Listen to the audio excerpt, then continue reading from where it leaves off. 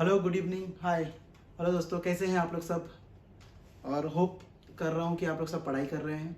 और इसके पहले जो मैंने वीडियोस डाले हैं आपके लिए, मैं होप कर रहा हूँ कि वो आपके लिए बेनिफिशियल हो रहे हैं। ठीक है, तो आज हम लोग अपने नए लेक्चर के साथ आपके सामने आए हैं, जिसका नाम है रियोमेटॉइड आर्थराइटिस। सो रियोमेटॉइड आर्थराइटिस के बारे में हम लोग थोड़ा पढ़ाई करें। तो ये एक तरह का एक ऑटो इम्यून डिजीज़ है। ओके, सो इसमें क्या हो जाता है कि आपका ESR का वैल्यू बढ़ जाता है।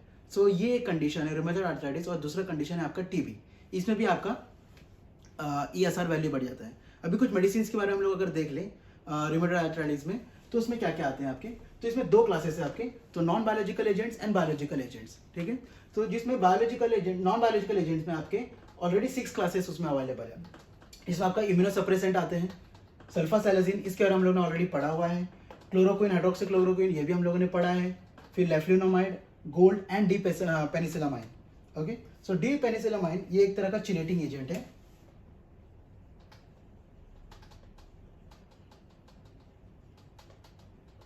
ओके, और बात करते हैं अभी हम लोग इम्यूनोसप्रेसेंट की। सो इसमें यूज होता है आपका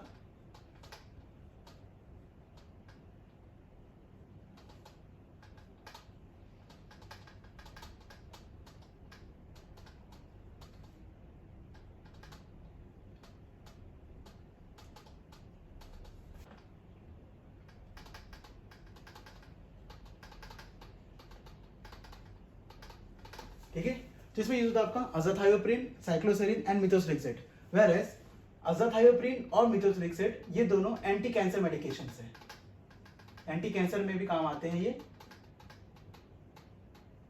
और तो साइक्लोस्पोरिन ये हमें यूज होता है ऑटो इम्यून डिजीज में। ऑटो इम्यून डिजीज में क्या करने के लिए, रिप्लेसमेंट करने के लिए, ऑर्गन रिप्लेसमेंट।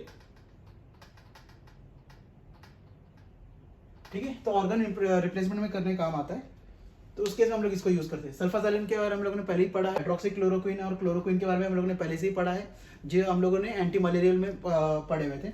अभी लेफ्लुनोमाइड की अगर बात किया जाए, तो ये इसका इंपॉर्टेंट चीज ये है कि जब पेशेंट को ऑस्टियोआर्थराइटिस है, ठीक है, ऑस्टियोआर्थराइटिस है, और प्लस उसको मिथोट्रेक्सेट हम लोग दे रहे हैं, मिथोट्रेक्सेट जब दे रहे हैं और स्टिल उसको कोई इफेक्ट नहीं आ रहा है, अगर उसको कोई इफेक्ट नहीं आ रहा है, तो उस केस में हम लोग देंगे उसे लेफ्लुनोमाइड।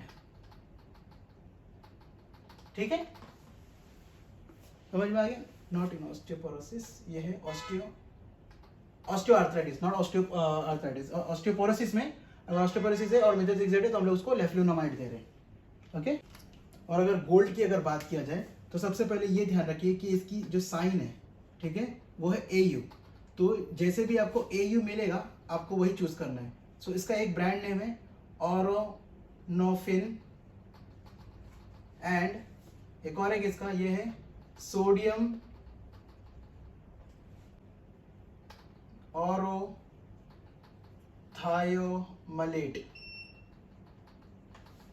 ओके, तो ये AU ये ध्यान रखिएगा और ये AU ये ध्यान रखिएगा।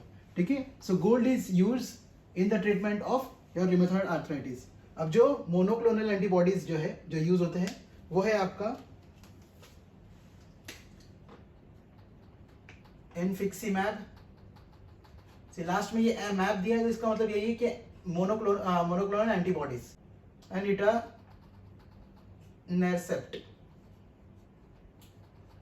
ठीक है, सो ये सब मेडिसिन हैं जो यूज होते हैं हमारे रियोमेटॉइड आर्थराइटिस के प्रॉब्लम में।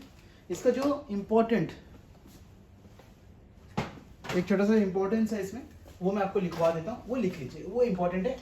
ये सब तो इंपॉर्टेंट है ही, बट क्वेश्चन वाइज, जैसे कि क्वेश्चन में ये आ सकता है कि which of the medication is used in the treatment of rheumatoid arthritis, जिसमें ऑप्शन में आपको गोल्ड दिया होगा कभी कभी, या कभी कभी AU दिया होगा, या कभी ऑरोनोफिन दिया होगा, या सोडियम ऑरोनेट। तो ये आपको ध्यान में रखना है कि भाई गोल्ड को AU भी बोला जाता है, तो उस तरह का ऑप्शंस में दिया होगा, तो डायरेक्टली गोल्ड नहीं दिया होगा, ये दिया होगा ऑप्शंस में। ठीक है, तो आपको ये पता होना चाहिए कि ये गोल्ड जो है यूज होता है in treatment of your rheumatoid arthritis. Second option ये भी पूछ सकता है कि ऑस्टियोआर्थराइटिस का अगर पेशेंट है और उसको हम लोग मिथोट्रेक्सेट दे रहे हैं, फिर भी वो ठीक नहीं हो रहा है, सो कौन सा मेडिकेशन देना चाहिए, तो भी हम लोग ने आपको लिखा दिया है, दैट इज लेफ्लुनोमाइड। ठीक है, अभी कुछ इंपॉर्टेंस लिख लीजिए, जैसे कि अगर ऑस्टियोआर्थराइटिस का ऑस्टियोपोरोसिस का अगर पेशेंट है, ठीक है, तो उसको हम लोग देंगे एलेंड्रोनेट, ठीक है। ऑस्टियोपोरोसिस है प्लस मिथोट्रिक्सेट दे रहे हो उसे, बट फिर भी इफेक्ट नहीं आ रहा है, तो हम लोग क्या देंगे उसे, लेफ्ल्यूनोमाइड, ठीक है। ऑस्टियोआर्थराइटिस का पेशेंट है तो उसको हम लोग देंगे इटानेरसेप्ट, ठीक है।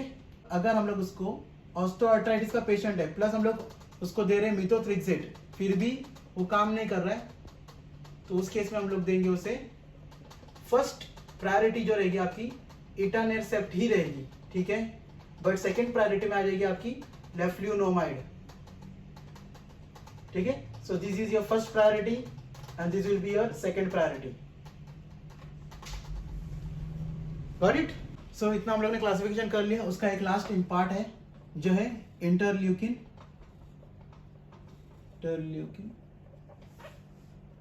एंटागोनिस्ट। इसका एग्जांपल है आपका एनाकिंड्रा, ये एग्जाम में पूछता है, ठीक है। डायरेक्टली आपको दे दिया रहेगा एनाकिंड्रा, व्हाट इज एनाकिंड्रा, और आपके ऑप्शन में ये दिया होगा interleukin antagonist, biological, non biological, ये सब एजेंट दिए होंगे, तो आपको पता होना चाहिए कि ये इंटरल्यूकिन एंटागोनिस्ट है, ओके। ये एक इंपॉर्टेंट पार्ट है, ये इंपॉर्टेंट क्वेश्चन भी है, ओके। अभी हम लोग गाउट के बारे में पढ़ लेते हैं। गाउट एक चैप्टर नया नहीं है, गाउट इसी का ही पार्ट है एक तरह से देखा जाए तो। गाउट में एक्चुअली होता क्या है, सो गाउट में क्या होता है कि यूरिक एसिड का डिपोजिशन हो जाते हैं हमारे स्मॉल जॉइंट्स में, ठीक है। यहाँ पे स्मॉल जॉइंट्स मतलब जहाँ जहाँ पे स्मॉल पार्ट्स आपके जॉइंट्स के, वहाँ पे, इधर पे, फिर यहाँ पे, इसमें क्या हो जाता है कि यूरिक एसिड का डिपोजिशन यहाँ पे हो जाता है, और होने के जैसे क्या होता है कि यहाँ पे आपका यूरिक एसिड का डिपोजिशन यहाँ पे नहीं होता, मतलब एक तरह का आपका यहाँ पे एक नोड्यूल्स की तरह फॉर्म होने स्टार्ट हो जाता है, ठीक है। एक्चुअली क्या होता है कि यूरिक एसिड का जो डिपोजिशन आपके ब्लड में ज़्यादा हो जाता है, तो ब्लड में फ्लो होने लग जाता है, तो क्या करता है, कहाँ डिपॉजिट होता है, आपके जॉइंट्स में डिपॉजिट, और वहाँ पे डिपॉजिट होने की वजह से क्या होता है कि आपको पेन होना स्टार्ट हो जाता है यहाँ पे, ठीक है। आपके जॉइंट्स में पेन होना स्टार्ट हो जाते हैं, वहाँ पे एक तरह का नोड्यूल्स बनना स्टार्ट हो जाता है, तो वहाँ पे हम लोग क्या देना स्टार्ट करते हैं, ऐसा मेडिकेशन जो यूरिक एसिड को वहाँ से हटाए या वो यूरिक एसिड को यूरिन में से बाहर निकाले। सो इस केस में हम लोग को ये ध्यान रखना है कि सबसे पहले तो हमें मीट नहीं खाना है या नॉन वेज नहीं खाना है, ठीक है। तो पेशेंट को कंप्लीटली आपको वेजिटेरियन खाना खिलाना है। सेकेंडली हमें ये ध्यान देना है कि उसको हम लोग कोई भी अल्कलाइन फूड दें, ठीक है, ना कि एसिड, क्योंकि ऑलरेडी एसिड का डिपोजिशन इतना हो गया हमारे बॉडी के अंदर, उस वजह से हम लोग ये सब प्रॉब्लम कॉज हो रहा है। तो इसके लिए हम लोग क्या करेंगे कि उसको अल्कलाइन देंगे, अल्कलाइजर देंगे, ताकि वो यूरिन के थ्रू वो बाहर आ जाए, ठीक है। सो इसके बहुत सारे एग्जाम्पल जैसे कि एलोपिरेनॉल है, आपका फेविजोस्टैट है, तो ये सब आप लोगों ने पढ़ा हुआ है। हम लोग सिर्फ एक बाइक छोड़ा है। सो गाउट की क्लासिफिकेशन की तरफ आ जाते हैं।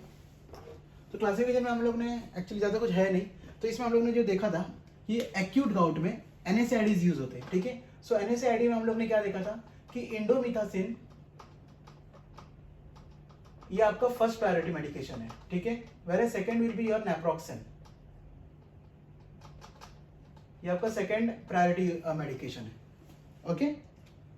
अब यहाँ पे अगर हम लोग देखें कोल्चिसिन, सो ये एक नेचुरल अल्कलॉइड है,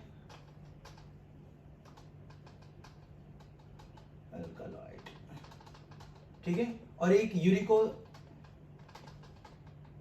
यूरिक मेडिकेशन है। सो ये प्रोपेनिसिड भी सेम लाइक योर कोल्चिसिन ही है, सेम है, ठीक है, एक्शन भी सेम ही रहेगा इसका। अभी एलोपिरेनॉल जो है ये एक यूरिकोस यूरिक नहीं है, ये इसमें क्या है, इसमें प्रॉपर्टी है आपकी इन्फ्लेमेटरी, ठीक है, एंटी इन्फ्लेमेटरी प्रॉपर्टी है इसमें, प्रॉपर्टी है इसमें, ठीक है। तो इसके लिए पेन भी कम करता है आपका और सूजन भी थोड़ा सा कम कर देता है।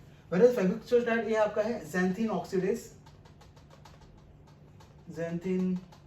ऑक्सीडेज क्लास में आता है ये, ठीक है। ये भी काम आता है सेम वही यूरिन अपना यूरिक एसिड को कम करने के लिए, for the pain and related to your uric acid. एक चीज यहाँ पे ध्यान दीजिएगा कि जो भी पेशेंट को हम लोग कॉर्टिकोस्टेरॉइड्स देते हैं, ठीक है, कॉर्टिकोस्टेरॉइड जिसको भी हम लोग देते हैं, प्लस कोई भी हम लोग मेडिसिन दे रहे हैं या फिर उसके साथ प्लस हम लोग कॉर्टिकोस्टेरॉइड, तो उस पेशेंट को हमेशा हम लोगों को ये बताना है कि उससे विटामिन लेना है, ठीक है। और ये क्वेश्चन में भी पूछा गया, एग्जाम में भी पूछा गया है। सो कौन सा विटामिन इंपॉर्टेंट है जो पेशेंट कॉर्टिकोस्टेरॉइड के ट्रीटमेंट में है, सो वो विटामिन है विटामिन डी एंड कैल्शियम,